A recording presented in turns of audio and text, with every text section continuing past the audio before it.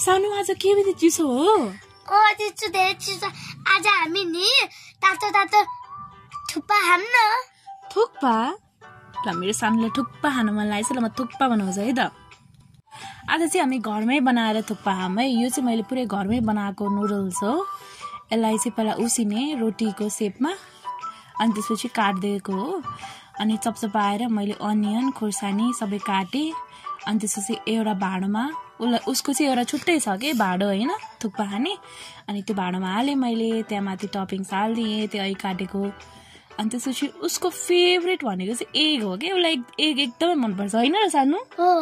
अनि मैले एग पनि त्यहाँ माथि हालिदिँदैछु। अनि त्यसपछि लेमन पनि मनपर्छ उसलाई होइन? अनि लेमन पनि हालिदिएँ निचोरेर होइन। अनि उसलाई चाहिँ एकदमै मिठो लाग्छ कि, अमिलो पिरो एकदमै मनपर्छ। ऊ जस्ट 5 years old छ, त्यही पनि उसलाई कति मनपर्छ कि अमिलो पिरो हो कि होइन सानो?